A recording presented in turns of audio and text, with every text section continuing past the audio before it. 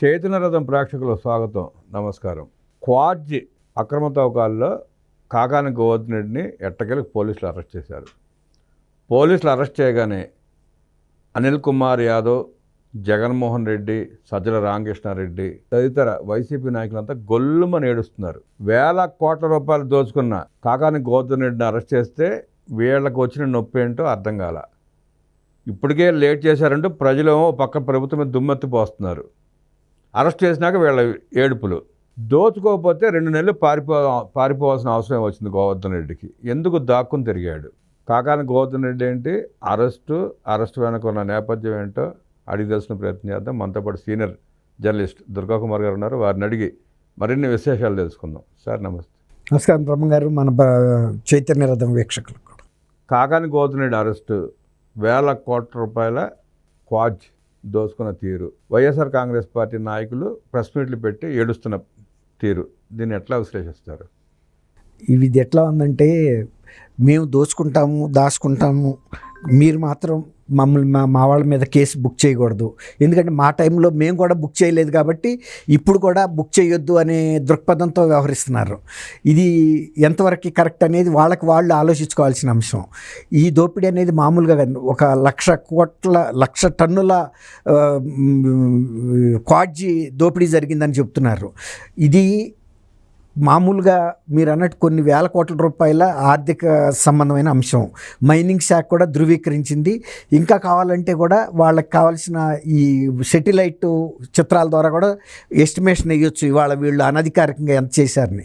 గతంలో ఒక క్వారీ వాళ్ళు అధికారికంగా తీసుకుని వాళ్ళు ప్రభుత్వానికి కట్టాల్సిన సేనరేజీ, సెస్ అన్నీ కట్టి డెవలప్ చేశారండి. వాళ్ళ టైం అయిపోయింది. సామాన్యంగా అయిపోయినప్పుడు ఏం చేస్తారంటే, అంత డెవలప్ చేసిన మైన్స్ని వాళ్ళే ఎక్స్టెన్షన్ తీసుకుంటారండి, ఇంకా పొడిగింపు తీసుకుంటారు. కానీ వీళ్ళు అది మంచి లాభాలు వస్తున్న గని కాబట్టి వాళ్ళకి పొడిగింపు ఇవ్వకుండా ఇది మనమే తీసుకుంటే ఎట్లా ఉంటుంది అనే ఉద్దేశం మీద తీసుకున్న పని అదేమన్నా చట్ట ప్రకారం తీసుకున్నారా? అక్రమంగా తవ్వేశారు. అసలు ప్రభుత్వ అనుమతి కానీ మైనింగ్ శాఖ అనుమతి కానీ ఏం లేవు. వీళ్ళు అక్రమంగా పోర్టు ద్వారా, మెడ్రాస్ పోర్టు ద్వారా కూడా విదేశాలకు కూడా అమ్మేసుకున్నారు. ఆ సందర్భంలో సోమిరెడ్డి చంద్రమోహన్ రెడ్డి తెలుగుదేశం నాయకుడే కాకుండా ఇతర పార్టీల నాయకులు కూడా చాలా పెద్ద గొడవ చేశారు. ఆపారు కూడా. ఒకసారి 40 పెద్ద డంపర్ల నిండా లోడ్ చేసిన మెటీరియల్ని కూడా ఆపారు. ఆపినా కూడా గనుల శాఖ వాళ్ళు ఏం తీసుకోలేదు. అప్పుడు ఆయన ఇంకోటి ఏం చేశారంటే, ఆయన కేంద్ర గనుల శాఖకు కూడా లెటర్ రాసినప్పుడు అప్పుడు దీని మీద కనీసం ఒక కేసు నమోదైందే తప్ప గనుల అక్రమ తవ్వకాలను ఆపలేదు, అక్రమ తరలింపును ఆపలేదు, అక్రమ ఎగుమతులను ఆపలేదు.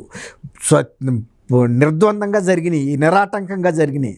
ఆ టైంలో ఈయన ఇప్పుడు ఏమంటాడు, అనిల్ కుమార్ కూడా చెప్పాడు, ఇది నన్ను బయట పెడితే మీ అందరు బండారాలు బయట పెడతానన్న వ్యక్తి ఇవాళ ఆయనకి సంఘీభావం ప్రకటిస్తున్నాడు. ఎవరికి? ఈయనకి, కాకాని గోవర్ధన్కి పడలేదు. ఇంకోటి చెబుతున్నాడు, అసలు కాకాని గోవర్ధన్ రెడ్డి మైన్స్ దగ్గరికి కూడా వెళ్ళలేదన్న. మైన్స్ దగ్గరికి వెళ్ళక్కర్లా, మైన్స్ దగ్గరికి వెళ్ళే మనుషులు వేరే ఉంటారు. ఆయన ఎందుకు వెళ్తాడు? వెళ్ళాల్సిన అవసరమే ఉంది. ఆయన మంత్రిగానే ఉన్నాడు, చెప్తే చేసుకొచ్చేవాళ్ళు ఉన్నారు. తవ్వేశారు మొత్తం అంతా, ఒక్క చిన్న పీస్ కూడా లేకుండా తవ్వేసిన తర్వాత ఆయన అక్కడికి వెళ్ళాడని ఎవరు చెబుతున్నారు? వెళ్ళక్కర్లా. ఆయన అట్లా అంటే ఆ డంపర్లు అమ్మట కూడా ఆయన ఏం డ్రైవ్ చేసి తీసుకెళ్ళా. అందరూ ఆయన కనుసన్నల్లో జరిగింది. ఈయనకి రావాల్సింది కూడా, ఈయనకి అనిల్ కూడా ముట్టిందని కూడా చెబుతున్నారు. బ్లాక్మెయిల్ చేసి వసూలు చేసుకున్నాడని చెబుతున్నారు.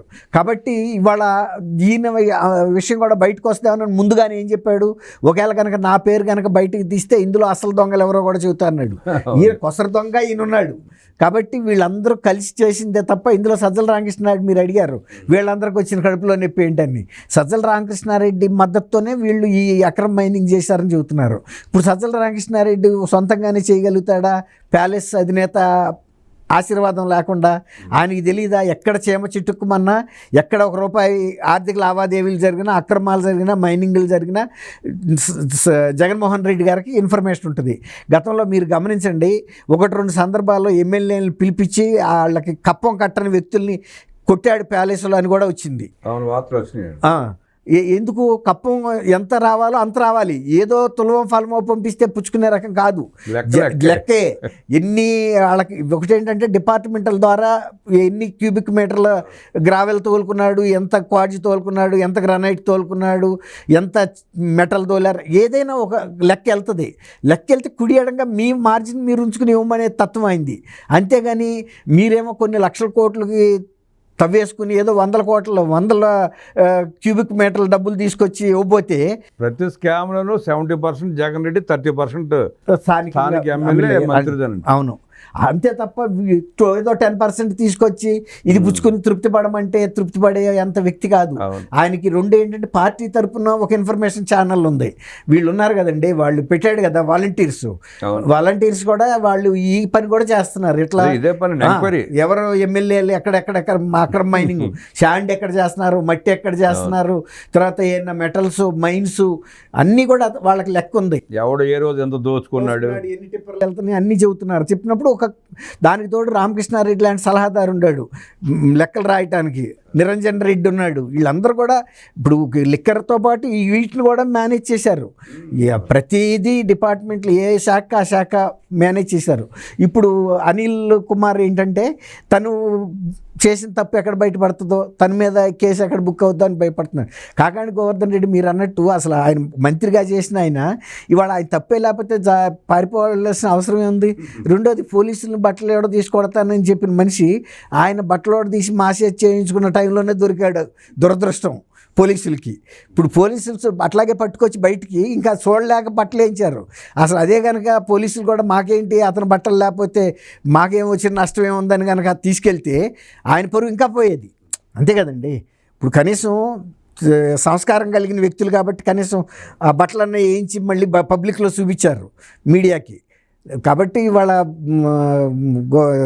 గోవర్ధన్ రెడ్డి, కాకాండి గోవర్ధన్ రెడ్డి చేసిన అక్రమాలన్నీ కూడా బయటకు వస్తాయండి. కాకపోతే ఏంటంటే రెవెన్యూ రికవరీ కింద డబ్బులు వసూలు చేయాలి. అప్పుడు నెల్లూరు జిల్లా ప్రజలకు కూడా ఒక న్యాయం జరుగుతుంది. ఎందుకంటే అంత క్వాడ్జి అక్రమంగా తరలించి లాభ పొందిన వ్యక్తులు ప్రజలకు కదా జరిగింది నష్టం, ప్రజా కోశాగారానికి జరిగింది. అది రెవెన్యూ రికవరీ కింద కూడా రికవర్ చేయాలి. తర్వాత ఇందులో ఇతర పెద్ద మనుషులు ఎవరున్నారో కూడా ఈయన వెనకాల, కాకాని వెనకాల వాళ్ళని కూడా బయటకు లాగాలండి. వెనకాల ఎవరు ఉండేది ఏం లేదు సార్, వాస్తవం తెలిసిపోతా ఉంది కదా చిత్రం అంతా.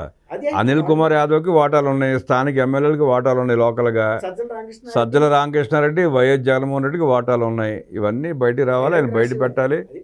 అదే అంటున్నా, వాళ్ళు ఎవరెవరికి ఎంత షేర్లు వెళ్ళిందో గోవర్ధన్ రెడ్డి ద్వారా తెప్పించాలి. లేదు గోవర్ధన్ రెడ్డి దగ్గర రికవర్ చేస్తే అప్పుడు చెబుతాడు నేనే చేయలేదు ఇదంతాను, మిగిలిన ఇదిగో ఇంత షేర్లు ఫలానాళ్ళకి ఇచ్చానని. ఆ ప్రెషర్ పెట్టాలి. కాకాని గోవర్ధన్ రెడ్డి ఎంత డేంజర్ అంటేనండి, కోర్టులో ఉన్న డాక్యుమెంట్లు కూడా దొంగతనం చేపించాడు. అవును, అది ఎంత అన్యాయం, ఘోరమైన విషయం అండి. అది కూడా వేసింది ఈయనే కేసు.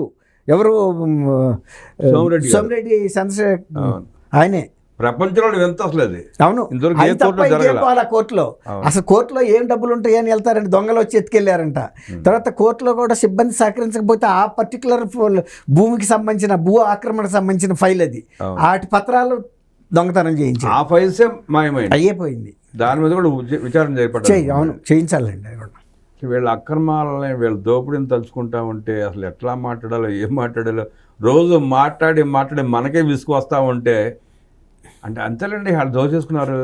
రికవరీ ఉండదు, కేసు సంవత్సరాలు పడి సాగదీస్తూ ఉంటారు, 25 ఏళ్ళు 30 ఏళ్ళు పడతాయి అని తేలేటప్పటికి. అది ధైర్యం వాళ్ళకి. ఇప్పుడు అదే కదా, జగన్మోహన్ రెడ్డి గారు కూడా 13 ఏళ్ల నుంచి నేను బెయిల్ మీదే ఉన్నా కాబట్టి అందుకే కదా ఆయన ప్రోత్సహిస్తున్నాడు. ప్రభుత్వాలు ఏం చేయలేవు, మీ ఇష్టం వచ్చినట్టు మీరు చేయండి, మహా ఉంటే 3 నెలలు అంట, అదేం లెక్క నాకు అర్థం కాదు.